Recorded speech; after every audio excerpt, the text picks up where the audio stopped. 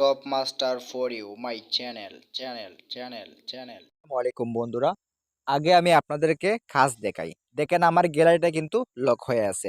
আমি যদি আবার এখান থেকে আমার ফাইল অপশনে ক্লিক করি, দেখেন ফাইল অপশনটা কিন্তু লক হয়ে আছে।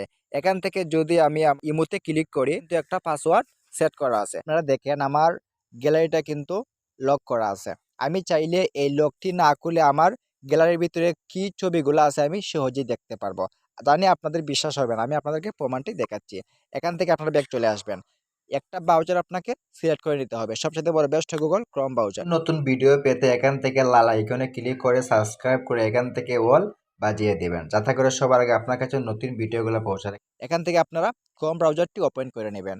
ওপেন করে নেওয়ার পর এখানে পাবেন আপনারা সার্চ বক্সে, এখানে আপনারা লিখবেন ফাইল ডট স্ল্যাশ নাশ নাশ, এখানে আপনারা দিবেন SDCARD কার্ড লিখে আবার এখানে স্নাস দিবেন। এখানে আপনারা দেখেন ফাইল দুইটা dot slash slash slash SD card slash লিখে আপনারা এখানে চার্জ দিয়ে দিবেন। দেওয়ার পর কিন্তু দেখেন ইন্টারেস্টিং বিষয়টা, আমার সামনে কিন্তু আমার গ্যালারিতে যত ছবি আছে সব কিন্তু এখানে ওপেন হয়ে যাচ্ছে।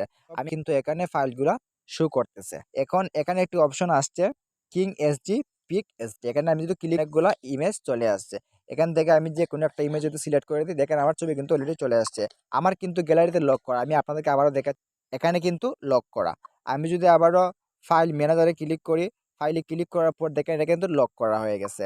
আমি যদি আবার ইমোতে ক্লিক করি, দেখেন আমার ইমোতেও কিন্তু লক করা। আপনি চাইলে লক ছাড়াই কিন্তু এই গুগল ক্রোম ব্রাউজারের মাধ্যমে আপনি আপনার ফোনে সবকিছু দেখে নিতে পারবেন।